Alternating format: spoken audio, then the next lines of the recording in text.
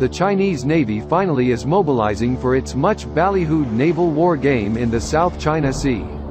A war game that could include both of the fleet's aircraft carriers and might, among other scenarios, simulate an amphibious assault on a Taiwanese island outpost.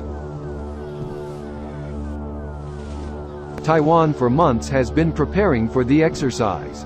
The Taiwanese Marine Corps sent reinforcements to a strategic island group. The Taiwanese Air Force began loading live Harpoon anti-ship missiles on some of its F-16 fighters.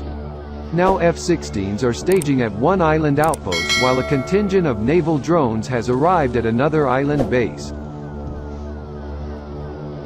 The motivation behind military Taipei response is obvious.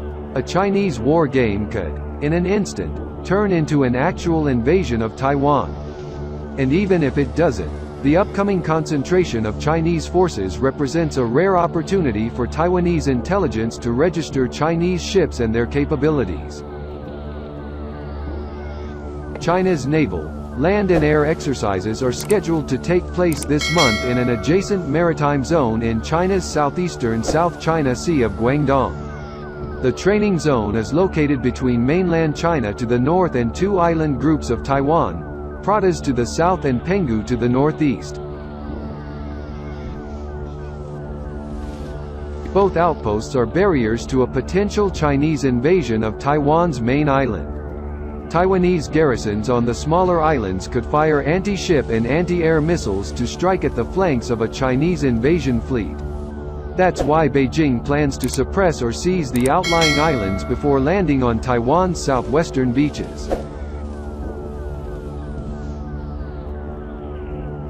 It's not for no reason that the People's Liberation Army Navy, as part of the August war game, reportedly plans to simulate an invasion of Pratas. It's also not for no reason that Taipei recently sent 200 of its toughest Marines to reinforce the small permanent force on the Pratas. Now the Marines are receiving assistance in the form of a detachment of 4 Taiwan naval Albatross drones. F-16 fighter jets and unmanned aerial vehicles equipped with propellers and cameras can fly for 90 miles and roam for up to 10 hours while under operator control on the ground. The drones could detect signs that the Chinese war game is transforming into an actual invasion, and then feed targeting data to Taiwanese forces attacking the invaders. If the exercise remains an exercise, the UAVs could stay busy inspecting the potentially dozens of planned ships that might gather for the training.